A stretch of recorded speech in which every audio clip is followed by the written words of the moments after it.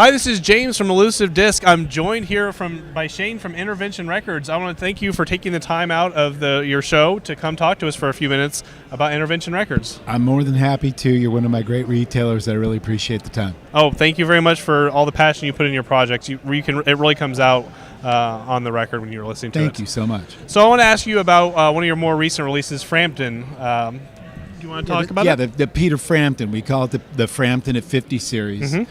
2022 was the 50th anniversary of Peter going out on his own solo with the album Wind to Change. And we had deals in place for 3 of his solo albums, Wind to Change, Frampton's Camel, and the self-titled Frampton.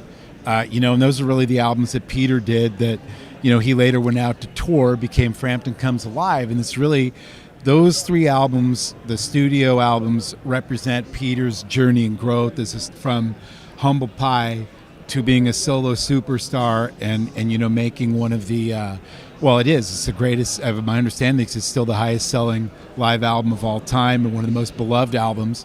He's still one of the world's greatest performers, guitar players. But those 3 albums were really important to Peter, and we got connected through a variety of ways, and Peter was absolutely thrilled to work on these albums, which we initially released as a Frampton at 50 in the studio box set. And now each of those 3, they're also released on hybrid CD SACDs, and now each of the 3 titles are available individually, and we also have a few box sets left. Excellent. And do you have anything that you're working on that you want to talk about, or anything that you want to talk about that's new with Intervention?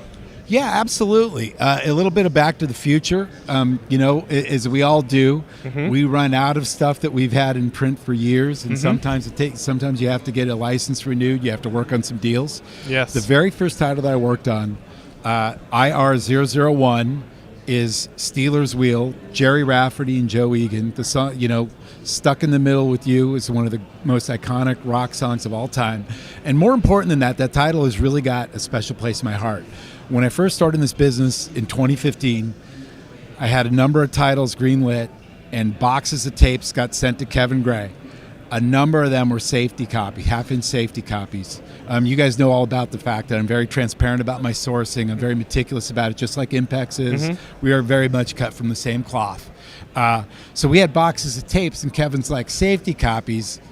Well, you don't know where they can't, what it could be like in anything else. So I literally went to mastering and had the clock running with Kevin, not knowing what we had.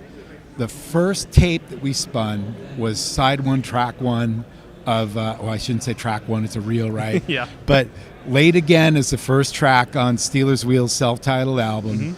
And that was the first one. I'd been in Kevin's studio before. It was the first time I was there for Intervention. And that was the first song that I heard. I heard Jerry Rafferty's voice and then Joe Egan. That record is all in that experience. It always takes me right back. I've got goosebumps right now because I sat there and I knew I was in the record business. Okay. And I was also, this is still, it never stopped. Working with Peter's a great example.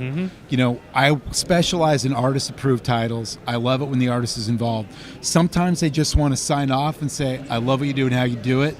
Go do your thing, whatever. Sometimes, Billy Squire had a MoFi pressing from the 80s, and he was like, I'm testing yours against my 80s, the original MoFi. Yep. You got to be better. We were better, right?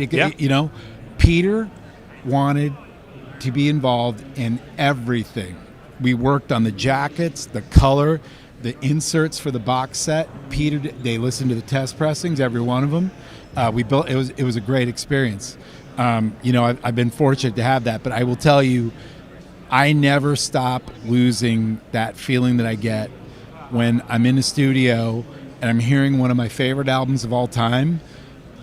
I'm hearing the master tapes, playing them with Kevin, and I'm knowing that I'm going to put that out on vinyl myself. I still can't believe it sometimes. That has to be an amazing feeling. It is. And to answer the other question, Steelers Wheel is coming back. We're repressing it. It'll be available in July. Elusive Disc will have that. We'll have a link to it in the description of this video for that particular product and all Intervention products as well. Really appreciate it. And the only other thing I could say, I do have another artist-approved title coming on the way.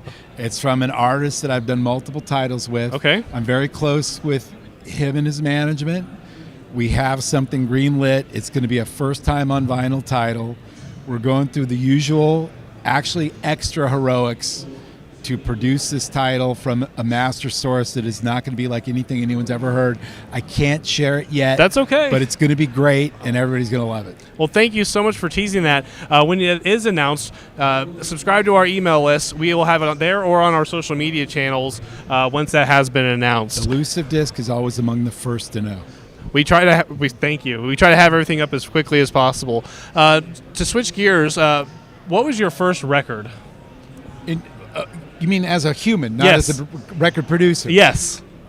I love that you asked that. So JJ French from Twisted Sister is at this show. He's one of the most entertaining guys I've ever met. He tried out for Kiss before he formed Twisted Sister. He's the coolest guy. Yep. Kiss, we just shared the story the other day. The first record I bought with my own money, Kiss Love Gun. The most amazing cover art you'll ever see with the platforms, the makeup. There's women at their feet, like there's smoke and stuff. Yeah. A love gun was inside that you put together, and a little, like a paper bang thing, like came out of the end of the little paper gun. And I think that information is still on my website. One of the things I love is, meticulous as I am about all of the mastering, going back to if the original source is analog, we need a tape or we're not doing it. If the original source is digital, we get the best digital files we can get, and everything else. We're we're true to that. The artwork to me is no less important. I've got a great art director. His name is Tom Vatican. I love giving him a shout out. And the guys at Stoughton are our partners in that. Okay. And I want that tactile experience of full-size album art. Give an example. One of the things I absolutely love, and we did this with two of Peter's titles. When a title comes that's got an inner sleeve with lyrics or other stuff, I love, if it's a single 33, I spend the extra money and do a single pocket gatefold. One of the things people don't know, this is some inside baseball, single pocket gatefolds cost more than regular ones because you have to pay to have them sealed up. It's a regular gatefold, you pay extra for that. But the beautiful thing is those lyric sheets get spread out over two 12-inch panels on the inside of the Stoughton, tip-on jacket. Every artist I've ever worked with, when I tell them that that's what we're going to do, they love it. Oh, it's yeah. And you can't get better than Stoughton. Absolutely. So. And like I said, Kiss Love Gun really set that hook because they really understood that aspect of it. And yeah, the first record I bought was an amazing cover art and interior art experience. That's fantastic. Thank you for sharing that. And so welcome. Yeah, thank you for coming. I'll let you get back to the rest of the show. Intervention makes some of the best audiophile records on the market. So if you're an audiophile and you're interested in any of the type of music, you owe yourself to buy one. If you're going to buy one, which one would you buy? Of mine? Yeah. Those are all my children. You're asking me to pick which one of my kids I love the best. But I will tell you, I will tell you this. I've got a number of relationships with a number of I really do like the artist stuff. I will say working with Peter was a surreal dream. He was great to work with, and any of those titles are amazing. The one thing I can say is one of the ones that's got a real special place in my heart is when I was a kid, between the ages of about 11 or 12 and probably 14 or 15, my entire life was Billy Squier and AC/DC. And in terms of something that had a years-long footprint, Billy Squier was definitely one of them. When I got a little older, I'll say this too, out in the, I'm so fortunate I can't pick one.